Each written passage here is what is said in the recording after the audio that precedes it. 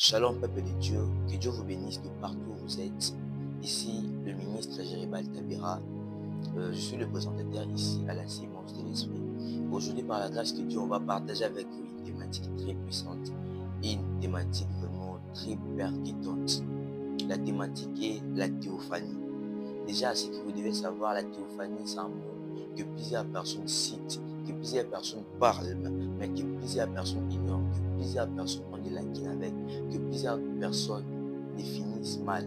Mais nous, aujourd'hui, par la grâce, on va essayer de pouvoir décortiquer par la sagesse, par l'intelligence que Dieu nous a donnée, c'est la théophanie. Déjà, ça, vous devez savoir que dans la théophanie, c'est lorsque l'invisible ose se rendre visible pour apparaître. La théophanie, c'est quand celui qui est invisible ose se rendre invisible pour apparaître aux hommes. Ceci, aujourd'hui, j'aimerais vous parler d'un Dieu qui parle. J'aimerais vous parler d'un Dieu qui marche. J'aimerais vous parler d'un Dieu qui se montre. Aujourd'hui, je ne vous parle pas de celui qui reste sur les images. Je n'aimerais pas vous parler de celui qui est resté là-bas, attaché. Je n'aimerais pas vous parler de celui-là. Mais aujourd'hui, j'aimerais vous parler de celui qui est mort et ressuscité. Oh my God. Aujourd'hui, j'aimerais vous parler de celui qui a la capacité de donner vie à tes problèmes. Aujourd'hui, j'aimerais te parler de celui qui est à la tête de la fondation du monde. Aujourd'hui, j'aimerais te parler de celui qui est le créateur de ce monde. Dis-moi amen. Nous servons un Dieu qui se révèle. Nous servons un Dieu qui descend. Nous ne servons pas un Dieu qui est lointain, un Dieu qui est silencieux, un Dieu assis dans le ciel. Un Dieu qui n'a jamais cessé, mais nous servons un Dieu qui n'a jamais cessé de chercher l'homme, même après que l'homme l'a fui. Même après que l'homme l'a fui, après avoir péché. Même après avoir que l'homme aille à fuir, l'homme s'est senti coupable. L'homme s'est dit, je ne peux pas m'approcher de ce Dieu-là. L'homme a fui loin de la présence de ce Dieu-là. Ce Dieu-là n'abandonne pas l'homme. Ce Dieu-là ne laisse pas l'homme loin de lui. Ce Dieu-là s'approche toujours de l'homme. Ce Dieu-là cherche des moyens pour qu'il puisse se révéler à l'homme. Alléluia. Maintenant, nous allons entrer dans la définition du concept. C'est quoi la théophanie? Le mot théophanie vient de deux termes grecs. Vous devez savoir que dans le mot théophanie, il y a deux termes grecs qui sont là. On a théos qui veut dire Dieu. On a phaniro. Phaniro qui veut dire manifester, rendre visible. Rendre visible. Les deux prennent racine dans les écritures hébraïques. Parce que dans l'hébreu hébraïque, dans l'hébreu biblique, les manifestations divines sont souvent désignées par. Donc, Phanero, là, toujours, on est toujours en train d'expliquer Phanero. On dit que ce sont des manifestations, c'est manifester, Phanero veut dire, c'est manifester, c'est rendre visible. L'idée prend racine dans les écritures hébraïques. Dans l'hébreu biblique, les manifestations divines. Dans l'hébreu biblique, les manifestations bibliques sont souvent désignées par Nira. Nira qui signifie apparaître, c'est laisser voir. C'est employé lorsque Dieu se montre. Comme dans Genèse chapitre 18, le verset 1, Dieu se montre à son serviteur. C'est là, c'est Nira. C'est le verbe Nira qui est conjugué. Nira qui veut dire c'est laisser voir. Dieu se laisse voir. C'est même là qu'apparaît. C'est même là qu'il y a le mystère de la théophanie qui est révélé. C'est même là qu'il y a la révélation de la théophanie. Parce que la théophanie n'est pas un mystère lorsque Dieu ne se révèle pas. Mais la théophanie n'est plus un mystère lorsque Dieu se révèle. Dieu se révèle à son serviteur dans Genèse 18. Là, Dieu, il conjugue le verbe Nira. Nira qui veut dire c'est laisser voir. On a aussi Kavod. Kavod qui signifie gloire. Mais dans son sens profond, Kavod veut dire le poids, la densité, la présence lourde de Dieu. Kavod veut dire le poids, la densité, la présence lourde de Dieu dans sa profondeur. Et les termes dans théophanie, dans les manifestations divines hébraïques, ils sont aussi souvent désignés par Malak Yahweh. Malak Yahweh veut dire quoi? Malak Yahweh veut dire l'ange de l'éternel. Parce que dans la Bible, à chaque fois qu'on emploie les termes ange de l'éternel, ce n'est pas un ange normal qui apparaît. Ce n'est pas un ange ordinaire qui apparaît. Mais dans la Bible, à chaque fois qu'on apparaît les termes l'ange de l'éternel, c'est Dieu lui-même qui descend. C'est Dieu lui-même qui apparaît pour pouvoir entrer en action. L'ange de l'éternel, c'est une manifestation visible de la présence divine elle-même. À chaque fois qu'il y a la présence ou il y a la caractérisation de l'ange de l'éternel, ce n'est pas un ange, ce n'est pas Michael, ce n'est pas Gabriel, mais c'est Dieu lui-même qui descend. C'est Dieu lui-même qui descend. La théophanie est l'acte par lequel le Dieu spirituel, invisible et infini s'abaisse pour se relever dans une forme perceptible par des humains limités. La théophanie, c'est la dimension qui j'aime de la théophanie. C'est la dimension la plus simple de la théophanie. La théophanie, c'est l'acte par lequel le Dieu qui est spirituel, la théophanie, c'est l'acte par lequel le Dieu qui est invisible décide d'apparaître aux hommes qui sont limités. La théophanie, c'est lorsque le Dieu là qui est puissant, le Dieu qui est là, qui est illimité, décide d'apparaître à ceux-là qui sont illimités, décide d'apparaître à ceux-là qui ne doivent même pas les voir. Oh mon Dieu, qui est ce Dieu-là? Qui est donc ce Dieu-là qui a la capacité de se laisser voir? Qui est ce Dieu-là qui peut se laisser voir aux hommes qui l'ont fui, aux hommes qui désobéissent à sa parole? My God, qui est ce Dieu-là? Il a la capacité de revenir vers l'homme. Oh, dans la théophanie, c'est entre Dieu que la théophanie, c'est lorsque Dieu accepte de partir chercher l'homme, même après que l'homme l'a fui. Dans la théophanie, on nous montre l'amour de Dieu. Dans la théophanie, on nous montre la profondeur de Dieu, l'envie de Dieu de se faire connaître à nous. Alléluia. La théophanie, c'est l'éternité qui accepte d'entrer dans les temps. My God. Est-ce qu'on peut acclamer pour ça? La théophanie, c'est l'éternité qui accepte d'entrer dans les temps. Dans l'éternité, les temps n'existaient pas. Dans l'éternité, la notion des temps, des époques, des siècles n'existait pas. Oh, mais dans la théophanie, Dieu accepte d'entrer dans les temps, de prendre une forme humaine pour pouvoir parler aux hommes. Mais Seigneur, pourquoi ne pas parler dans le ciel? Pourquoi ne pas parler du haut dans le ciel pour que les gens puissent t'attendre? Mais tu décides de parler, de descendre de toi-même. Tu acceptes de pouvoir descendre, de pouvoir parler à l'homme avec facilité. Qui est donc ce Dieu-là? On va les découvrir. Maintenant, je rentre dans mon développement. Pourquoi Dieu se manifeste? Parce qu'on ne peut jamais connaître une chose sans pour autant connaître le but de l'existence de la chose. On doit connaître le but de l'existence de la théophanie. Pourquoi Dieu se manifeste? Parce que dans la théophanie, c'est Dieu qui accepte de prendre une forme humaine, une forme perceptible, une forme touchable, une forme palpable. Alors, pourquoi Dieu se manifeste? Déjà, vous devez savoir que la théophanie, c'est une urgence de guerre, un divin, un objectif divin. À chaque fois qu'il y a la théophanie, c'est qu'il y a une urgence. À chaque fois qu'il y a la théophanie, c'est qu'il y a un objectif précis. Cet objectif n'est pas un objectif humain, mais cet objectif est un objectif divin. Premièrement, ce que vous devez savoir, Dieu se manifeste pour transmettre ses instructions et orienter.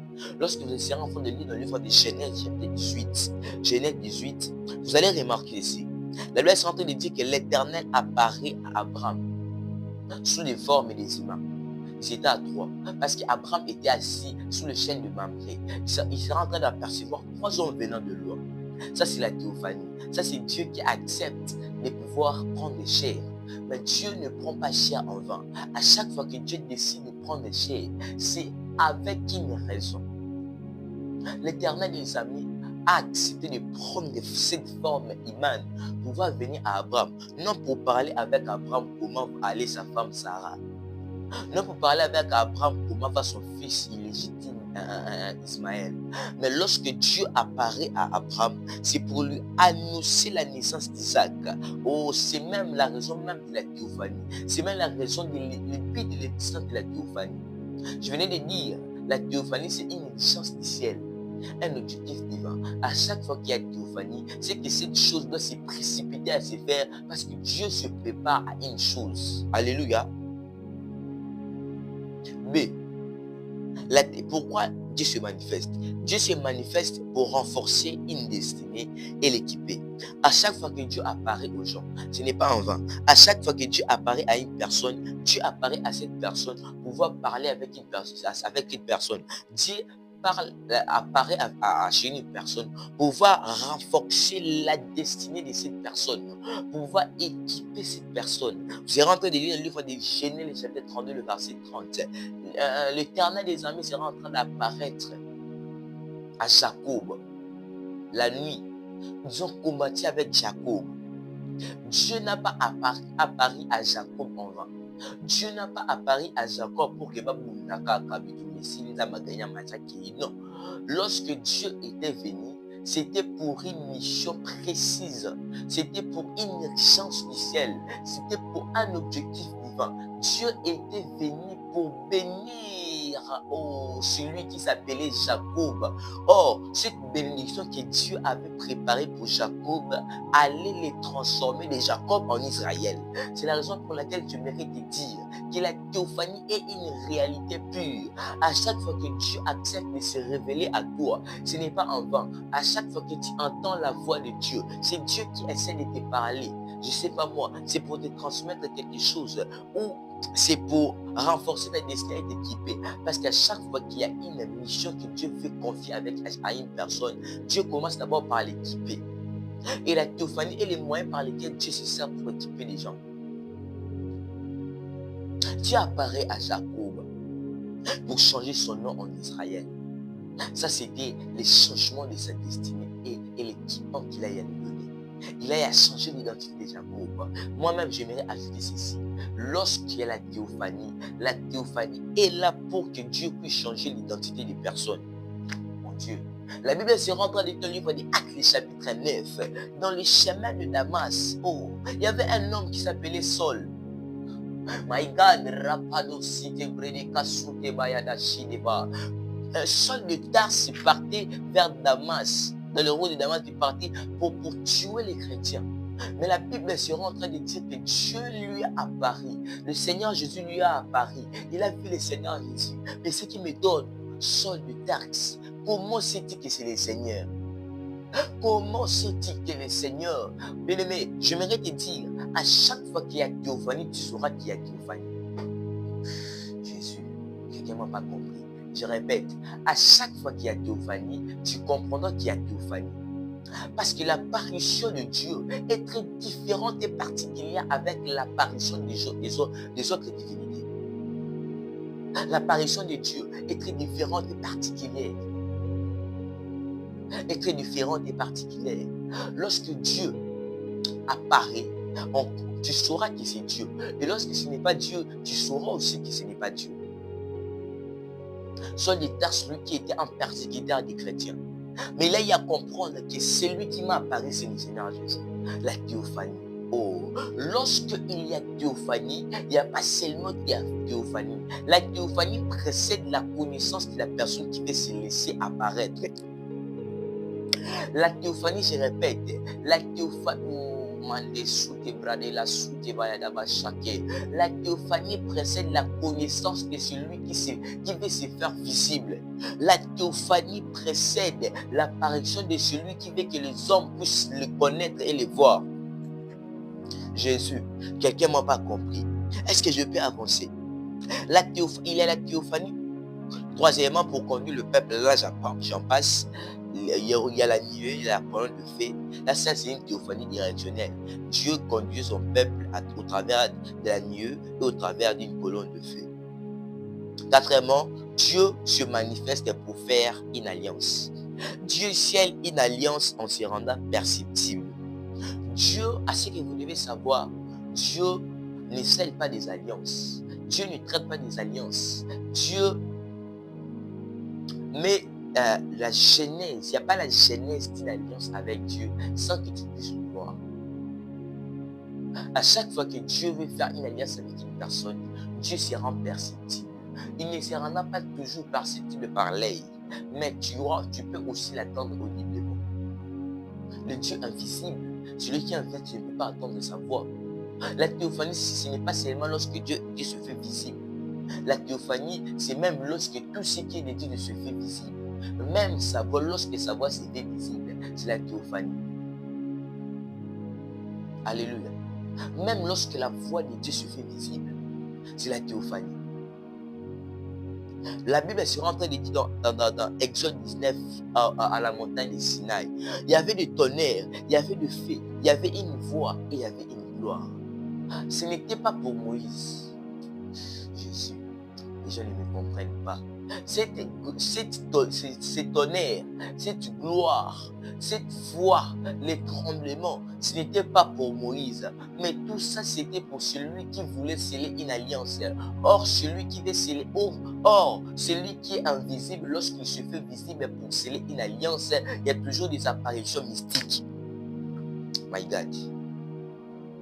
À chaque fois que Dieu veut confirmer une chose, à chaque fois que Dieu veut sceller une alliance, il se laisse perceptible au travers de voix, au travers de sa gloire, au travers de sa puissance et de sa force. Amen. Cinquièmement, Dieu se manifeste pour révéler sa nature. Dieu se manifeste en nous. Dieu se manifeste et nous montre sa grandeur pour révéler sa nature. Je répète, Dieu se manifeste et nous montre sa grandeur pour révéler sa nature. Dans la théophanie, il n'y a pas seulement lorsque Dieu veut transmettre une information ou une instruction, mais dans la théophanie, c'est aussi lorsque Dieu veut se montrer, veut montrer sa grandeur et pour révéler sa nature. La théophanie, c'est aussi lorsque Dieu veut montrer sa grandeur pour révéler Dieu veut montrer sa grandeur pour révéler sa nature. À chaque fois que Dieu nous fait montrer sa grandeur, c'est un moyen par lequel il veut se rendre perceptible.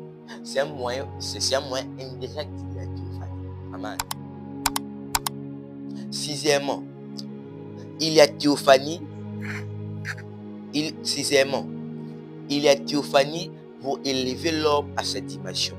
Quand Dieu apparaît, ce n'est pas lui qui devient humain, mais c'est lui-même qui devient capable de supporter le divin. Jésus, est-ce que je peux répéter cela? Il y a la théorie. Pourquoi Dieu se manifeste? Dieu se manifeste pour élever l'homme à sa dimension. Parce qu'à chaque fois que Dieu Manda brasute de blé de glasute bradicla de safaya da brasuke paya. Adevaya da basute liva. Dieu se manifeste pour élever l'homme à sa dimension. Parce que lorsque Dieu lorsque Dieu apparaît, cela ne lui rend pas humain, mais il permet à l'humain de pouvoir supporter sa gloire et sa divinité. Parce que l'humain ne peut pas supporter la gloire et la divinité de Dieu. Mais si Dieu se manifeste, c'est pour qu'il puisse élever l'homme à sa dimension. La Bible sera en train de parler dans le livre de Apocalypse 4, qui sera en train de dire à Jean, monte ici. En réalité, le fait que Dieu... En réalité, la voix qui sera en train de dire à Jean, monte ici, cette voix ne se transforme pas en Jean, mais cette voix permet à Jean de pouvoir supporter ce que Jean s'apprête à pouvoir voir. Jésus. Dieu se manifeste pour élever l'homme à cette dimension. Quand Dieu apparaît, ce n'est pas lui qui devient l'humain, mais c'est l'humain qui devient capable de supporter le divin. À chaque fois que Dieu nous apparaît, Dieu ne prend pas notre place, mais c'est plutôt, il accepte de pouvoir nous donner une position pour pouvoir supporter ce qu'il peut dégager, ce qui émane de lui. Chaque théophanie est un accouchement de niveau. Tu ne vivras jamais Dieu et rester la même personne. Est-ce que tu as compris quelque chose? Je répète, chaque théophanie est un accouchement de niveau. Chaque apparition de Dieu est un accouchement de niveau. Parce que tu ne peux pas voir Dieu et rester la même. Personne. La Bible sera en train de dire que Manouache sera en train de dire. J'aime la connaissance de Manouache. Manouache savait que le fait qu'il venait de voir l'ange de l'Éternel, il ne pouvait plus rester en vie. Il savait déjà que, comme on a vu l'ange de l'Éternel, notre mort est précipitée. Notre mort sera précoce. Mais j'ai eu pitié pour Manouache. Parce que Manouache n'avait pas compris le mystère de la théophanie. Manouache n'avait pas compris qu'à chaque fois que Dieu se révèle à nous, ce n'est pas pour que nous puissions mourir, mais c'est parce que Dieu veut que nous ne puissions pas rester la même personne avant son apparition. À chaque fois que Dieu apparaît à une personne, Dieu attend que cette personne se transformer en une autre personne. Parce que chaque apparition de Dieu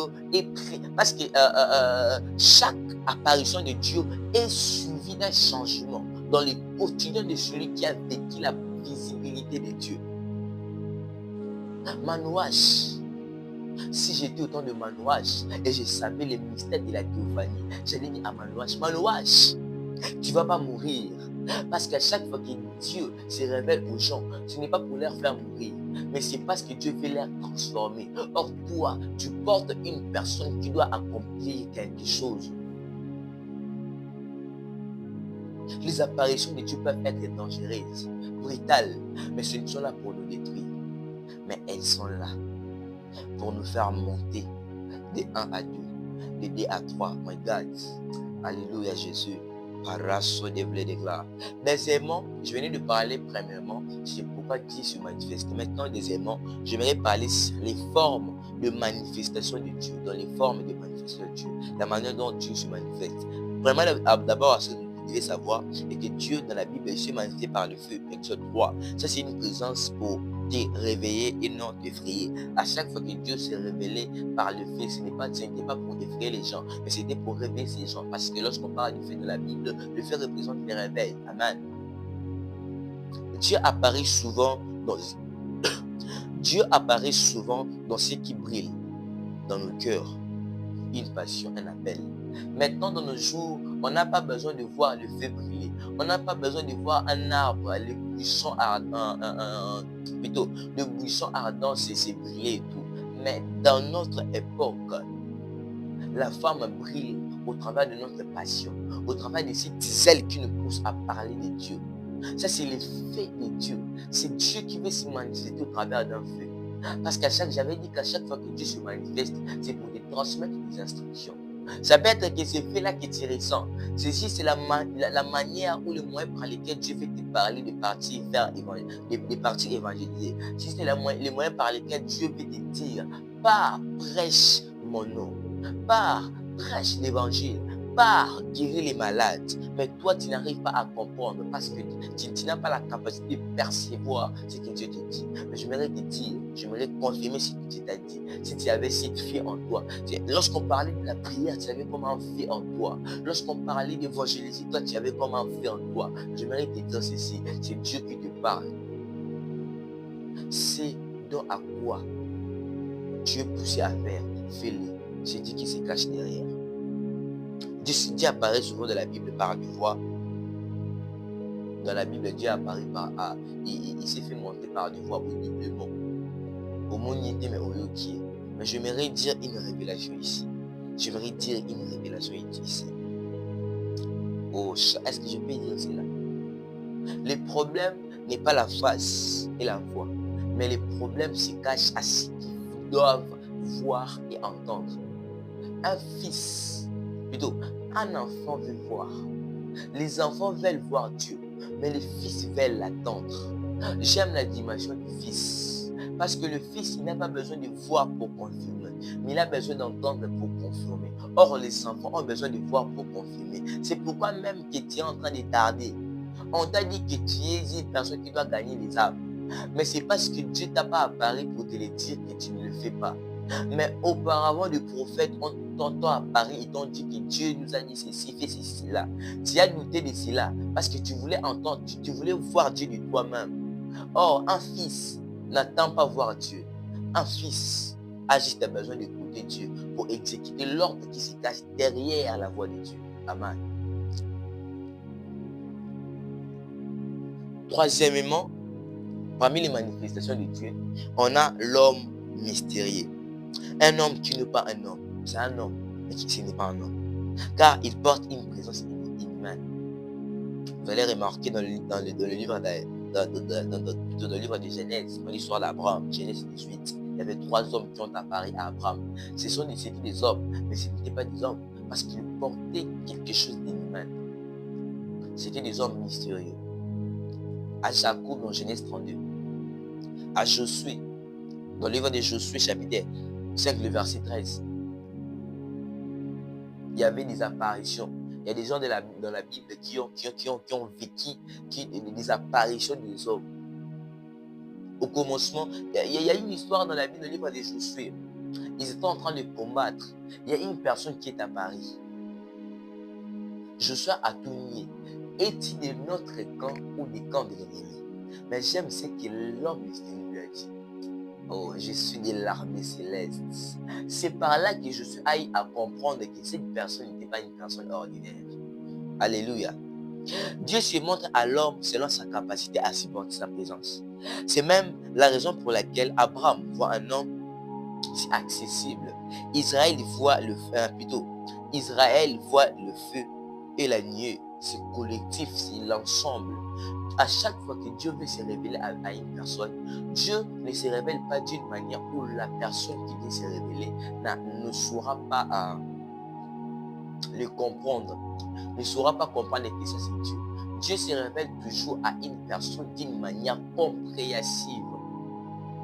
À chaque fois que Dieu vient se révéler, il se révèle d'une manière compréhensive aux gens. Parce que Dieu sait nos compréhensions. C'est la raison pour laquelle à chaque fois qu'il se montre, il veut se révéler à nous, il se révèle à nous selon notre compréhension. C'est la raison même pour laquelle Abraham va voir l'homme. Mais Israël, l'ensemble d'Israël, les enfants d'Israël vont voir le feu et la nuit collectif. Et Moïse va voir les dos de Dieu. Ça, c'est l'intimité qu'il avait avec Dieu. Mais c'est une limité. Dieu se manifeste à toi de ta façon à le comprendre. C'est un homme qui veut vivre à Dieu pleinement. Un homme qui veut vivre les apparitions divines. C'est une personne qui doit demeurer avec Dieu chaque jour. Si tu veux vivre pleinement Dieu, tu dois demeurer avec Dieu chaque jour. Si tu veux vivre la puissance de chaque jour, si tu veux comprendre les quotidiens de Dieu, si tu veux comprendre le langage de Dieu, si tu veux comprendre la manière dont Dieu opère, habitue-toi à Dieu. Alléluia. Maintenant, j'aimerais vous dire, dans tout ce que je suis venu, je vous ai parlé, il y a une personne, il a accepté de quitter le ciel, de se faire homme. La Bible est en train de dire dans le livre de Jean, le chapitre 3, le verset 16, la Bible est ici, car Dieu a tant aimé le monde, qu'il a donné son Fils unique, la divinité, afin que quiconque croit en lui ne périsse pas, mais qu'il ait la vie éternelle. Dieu a accepté de prendre la forme humaine et de pouvoir venir pour sauver les hommes. Ça, c'est une théophanie. Shadabra de glace de Sapa. Dieu accepte de prendre la forme d'un homme. Dieu accepte de prendre la forme des humains pour sauver les humains. C'est la Christophanie. Jésus-Christ est la théophanie parfaite. Jésus-Christ est la théophanie parfaite. La Bible dit, celui qui m'a vu a vu le Père. Tu n'as pas besoin de voir Dieu, mais le fait que tu as vu Jésus, tu as vu le Père. Tu as vécu la théophanie.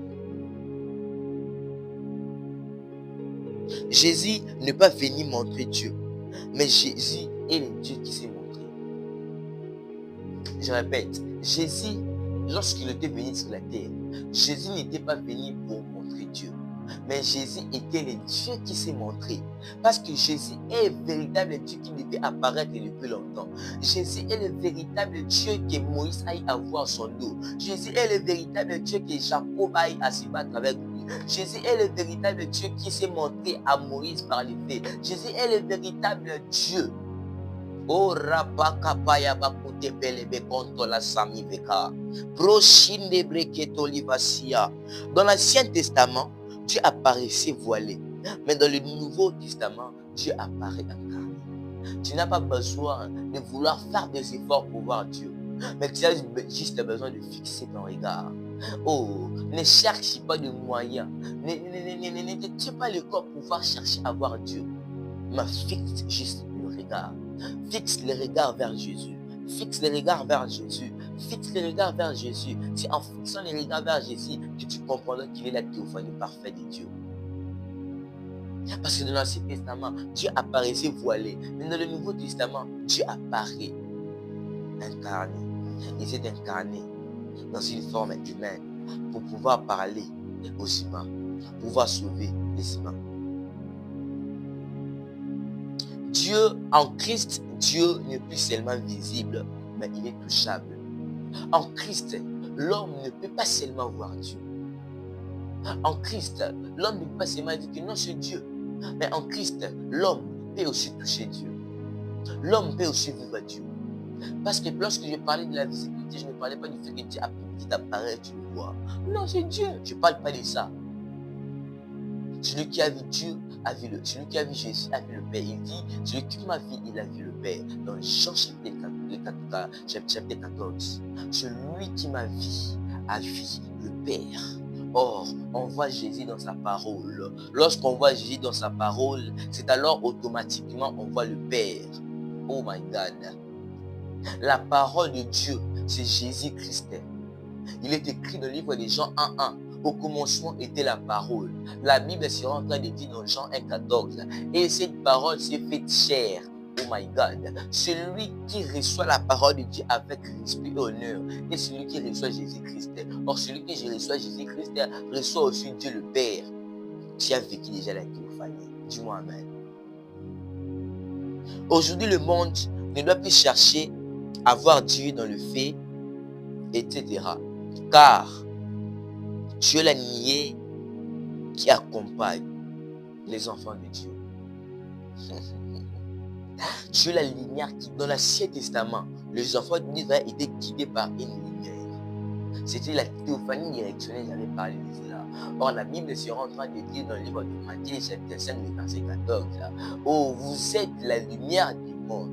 Une ville située au milieu de la montagne ne peut être cachée. En Christ, les gens n'ont pas besoin de vivre la théophanie parce que tu es l'image parfaite de Christ, parce que tu es l'image parfaite du Dieu véritable, parce que tu es l'image parfaite du Dieu qui s'est voilé en l'Ancien Testament, mais qui s'est incarné dans le Nouveau Testament et dont toi tu es la référence. My God. Tu es la voix qui rassure, tu es le feu qui illumine. Dans la théologie profonde, Jésus est la Christophanie ultime. La théophanie parfaite, la visibilité totale du Dieu invisible. Jésus est l'image visible du Dieu invisible. My God. Jésus est l'empreinte de la personne, de sa personne. Jésus est l'empreinte de la personne de la divinité de Dieu. Jésus-Christ est le rayonnement de la gloire de Dieu. Personne n'a jamais vu Dieu. Seul le Fils unique a vu Dieu, qui est dans le sang du Père, l'a fait connaître. Maintenant, j'aimerais conclure en disant ceci. J'aimerais conclure par ici. Désormais, la théophanie, c'est une habitation. On n'a plus besoin de vivre Dieu dans les montagnes. Maintenant, la théophanie, c'est une habitation. Paul sera en train de dire dans le livre de Colossiens, le chapitre 1, le verset 27. Christ en vous l'espérance de la gloire. Christ en vous l'espérance de la gloire. J'avais expliqué auparavant Kavod, dans Phanero de la théophanie, j'avais dit il y a deux mots grecs. Il y a la théos qui veut dire Dieu, il y a Phanero. J'avais dit dans Phanero qui veut dire Dieu qui se laisse apparaître et machin. Et j'avais dit, il prend racine à trois mots. J'avais dit Nira, j'avais dit Kavod et j'avais dit Malak Yahweh. Donc Kavod, nous avons parlé de la gloire, de la densité, de la présence de Dieu. Or, Paul sera en train de dire, Christ en vous l'espérance de la gloire. Le monde n'a pas besoin de vivre Dieu pour qu'il puisse dire que non, c'est la théophanie. Mais le fait qu'il te voie, le fait que les hommes te voient, c'est la théophanie parfaite. Parce que tu es l'image de Christ sur la terre. Tu es la référence de Dieu sur la terre. Alléluia. La vraie théophanie aujourd'hui, c'est Dieu qui te parle aujourd'hui. Dieu qui te parle intimement. C'est Dieu qui te guide. C'est Dieu qui t'utilise. C'est Dieu qui agit à travers de tes paroles et tes actes. C'est la raison pour laquelle j'aimerais interpeller à ceux qui demeurent dans le péché. J'aimerais vous dire ceci. Le fait que vous demeurez dans le péché fait ralentir le processus de l'apparition de Dieu dans votre vie. Le fait que vous péchez, cela mais fait en sorte que Dieu ne puisse pas se manifester en vous. Cela fait en sorte que les hommes ne puissent pas vivre Dieu au travers de vous. Cela fait en sorte que les hommes puissent dire que mais lui il est chrétien mais il ne se comporte pas comme des chrétiens. C'est parce qu'il y a le péché qui t'inonde. J'aimerais te dire ceci, abandonne la vie du péché, abandonne la vie du péché, reviens vers Jésus-Christ, reviens vers Dieu. J'aimerais dire à une personne qui puisse revenir vers Dieu. Parce que c'est en revenant vers Dieu, c'est en abandonnant le péché, c'est en se répandant que Dieu aura maintenant un accès à pouvoir se manifester par toi. J'aimerais ouvrir J'aimerais ouvrir une parenthèse en disant, j'aimerais ouvrir la parenthèse en disant ceci. La piété est la voie qui donne accès à Dieu pour qu'il puisse apparaître au travers de toi. Ensuite, pour que les gens puissent dire que certainement il est la référence de sur terre. Ta piété fait en sorte que les hommes puissent dire réellement il est la référence de sur terre. Parce que ta piété permet à Dieu, ta piété donne à Dieu la voie de pouvoir se manifester. Chaque fois qu'une vie se concentre, chaque fois qu'une âme dit, Seigneur, parle ton serviteur, écoute, alors le Dieu invisible trouve un chemin pour devenir visible. À chaque fois que tu te dis, Seigneur, parle-nous, à chaque fois que tu dis, Seigneur, utilise-nous, c'est alors que Dieu trouve un chemin, c'est alors que Dieu se fraye un chemin pour pouvoir entrer dans ta vie et te parler, afin que les gens puissent dire réellement, lui, il sert à Dieu. Que Dieu vous bénisse. Est-ce qu'on va acclamer pour Dieu? Maintenant, tu vas prier Dieu. Dans la maison, là où tu es, dans ton bureau, dans ta chambre, je ne sais pas, là où tu es, à la montagne. Tu vas prier Dieu, tu vas dire à Dieu, Seigneur, j'ai besoin de vivre ta manifestation. Seigneur, j'ai besoin de vivre ta puissance. Seigneur, j'ai besoin de vivre ta manifestation. Seigneur, j'ai besoin de vivre ta gloire. Si les hommes ont parlé de toi, j'ai tant entendu parler de toi, j'ai tant entendu des manifestations de la Bible, mais dans cette matinée, dans cette soirée, dans la montagne de là où je suis, à la montagne, dans ma chambre, dans ma couchée, dans mon bureau, j'ai besoin de vivre ta gloire, j'ai besoin de vivre ta présence, j'ai besoin que tu puisses apparaître, j'ai besoin que tu m'utilises afin que les gens puissent dire qu'il est la référence de Dieu. Est-ce qu'une personne peut prier Dieu? Est-ce qu'une personne peut prier Dieu? Est-ce qu'une personne peut dire à Dieu, Seigneur Dieu, utilise-moi comme ta référence sur terre, afin que les gens puissent dire, certainement il sert Dieu. Est-ce que tu peux battre tes mains à prier? Est-ce que tu peux battre tes mains à prier?